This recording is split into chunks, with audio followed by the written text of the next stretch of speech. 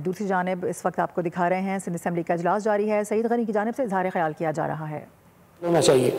यहाँ जितने अरकान बैठते हैं किसी भी शहर से मुंतखब होकर आएँ, यकीनन उनकी कंस्टिट्यूंसी तरजीह होती है। मेरी कंस्टिट्यूंसी मेरी तरजीह होगी, लेकिन जब यहाँ मैं नुमाइंदगी की बात करता हूँ तो मैं सिंध का नुमाइंदा होता हूँ और हमें सुबह सिंध के तमाम लोगों के मसाइल पर एक जैसी बात करनी चाहिए, ताकि बाहर लोगों को ये मैसेज ना जाए कि यहाँ बैठे हुए लोग तकसीम है इस बुनियाद पर कि कोई सिर्फ कराची को फोकस करता है और दूसरों के लिए तासुर बनाने की कोशिश करता है कि वो कराची को इग्नोर करता है।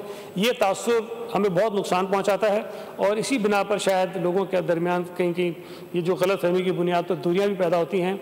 हम पॉलिटिकल लोग हैं, हम सियासी लोग हैं, हमारी ये बुनियादी जिम्मेदारी है कि इस शहर में, सूबे में रहने वालों के दरमियान अगर दूरियाँ पैदा हुई हैं तो उन दूरियों को हम ख़त्म करने का सबब बने, हम उन दूरियों में इजाफा करने का सबब ना बने। बहुत बहुत शुक्रिया। सिंध असेंबली का इजलास जारी है। आपको बता दें कि सईद गनी इजहार ख्याल कर रहे थे। उनकी जानिब से कहा गया कि यहाँ पर तमाम नुमाइंदे मुंतखब होकर आते हैं। यहाँ बैठे लोगों को हर मामले पर एक ज़बान होना चाहिए ताकि ये तासुर ना जाए कि हम में तकसीम है।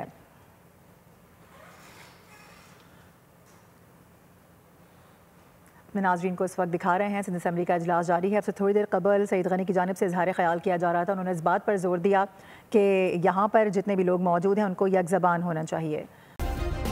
सब्सक्राइब करें और बेल दबाएं ताकि कोई खबर रह न जाए।